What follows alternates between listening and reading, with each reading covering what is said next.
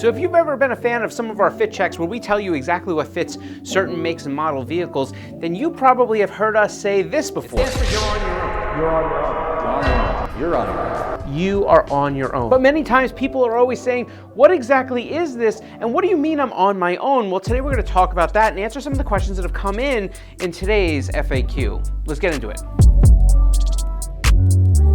All right, so before we get into some of these beautiful questions that you have sent in, let's talk real quickly about what yo-yo means. And what it means is you're on your own. Now, that's the category that we put as a bonus after we finish kind of telling you what fits the vehicle. And what it basically means is kind of what it says, you're on your own. And that's because you have now entered into a place where the wheel fitment that goes into this area is now going to be outside the recommended area that we can suggest to you, which means that if you go this route, and many people may, you're going to be on your own. You're going to have to figure it out. It's not an endorsed fitment. We are aware that many people will use some of these fitments that we label you're on your own. But when you're looking for something that's just going to bolt onto the car, not have any problems, you're going to stay in the categories that we recommend. And once you get into you're on your own, at least you know that you're up against something.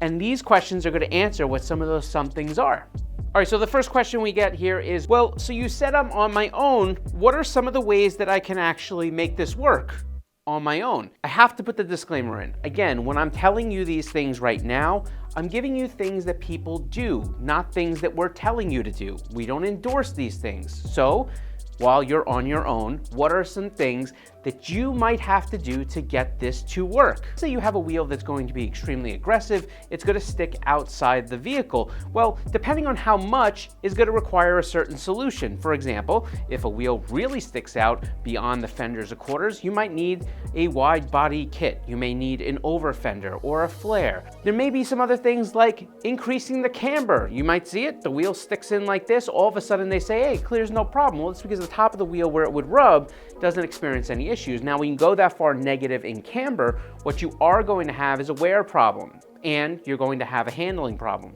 Now, people can argue here, but here's the deal. Vehicles that are set up, they're set up from the factory to have a proper steering geometry, and once you start to mess with those things, your handling goes away. It's not as good. Now, you might have seen cool drift cars that have these things sticking out and cambered in. Remember, they're set up with purpose, not with look. So what they're trying to do is actually to clear things like angle kits that give them a lot of angle, so they gotta space the wheels away. And in addition to that, they're also trying to make sure that under certain load conditions, they're having certain amounts of grip.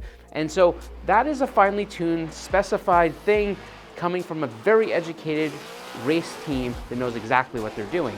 This is not a look thing, and this is where some people start to get themselves in trouble. Now, what are some other things that you might want to do? You might find yourself just gently rubbing, and sometimes you may go to a good professional that can very safely, if they do it correctly, roll your fenders or quarters and give you a little bit more room so that you don't have rubbing, especially if it's just that close. Now, you'll see some other things that people will do, things like stretching tires or putting, a smaller tire on the car than should be. Again, I'm very adamant that I think that you should try to do your best to make sure that all of the tire touches the ground, the contact patch is there. So when I say you're on your own, you may be able to get the wheel fit, but are you ready for some of the other things that could come as consequences? So this is a question that actually comes in, and this question is that I bought a wider wheel than I think I was supposed to, and now it's crashing against the suspension. Is there anything I could do to fix it? And so this question is perfect, right? This is a good example of where you're on your own. You used a wider wheel than maybe was recommended. Maybe the offset was a little too high. Whatever the circumstances may be, now the rubbing issue you're having is on the inboard side. It's where the suspension is, and maybe something that's hanging off the suspension or the perch or whatever it may be. Either way, the issue here is that now you only really have one good solution, and that is to either space the wheel away from that component or get a different wheel. This is where spacers could potentially be something that could help you and save the day. However, remember that when you put a spacer on a car, you could run into a few issues. We've covered it here in this video, but basically you need to have enough thread engagement, which means that if you put a spacer on and it's not something that comes with another set of studs, so essentially your lug nut's not gonna have enough bite onto the stud or the lug bolt that goes in far enough. So you have to do some work here to make sure this happens. Also, there's a couple areas here where you want to make sure the wheel still stays hub centric, and you need to make sure that the wheel is perfectly flat to the spacer and the spacer is perfectly flat to the hub, which is all the reasons that we kind of start to say, hey, we don't really endorse the use of spacers. But if you're up against that wall and the wheel is now crashing inboard, you really only have two choices. Get a new wheel, space the darn thing out, right? So this could be a lifesaver, but remember, the amount that you space is also going to go outbound, which means that if that wheel just fit inside the car, it's now going to be that much outside the car. Do you see how this stuff can get you in trouble? That's why we say you're on your own. Anyhow, that's what you would do. You'd have to get that wheel spaced out. There you go. So the question actually comes in, and basically this person is saying, hey, on a Q50, I realized that you guys stopped at 9.5 ET35-ish for your all the wheel category. However, they know that people run anything from 9.5 to 25 and to 18 by 10.5 at a 22. So what this person's basically saying is, hey, look, I know plenty of people, including myself, that run these wheels. They run more aggressive wheels and they're just fine. So I don't understand why you don't list it. You guys don't know what you're talking about.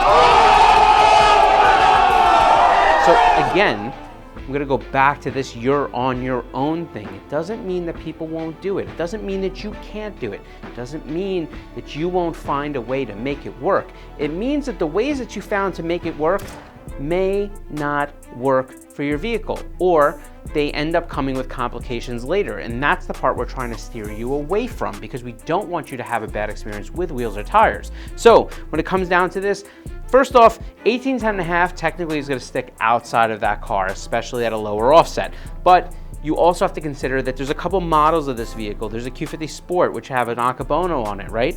And if you have that situation come up, that 10.5-inch wheel may have a wider lip or may have more concavity. It's just not that simple. You may start to crash on that big Akabono if you have a Sport.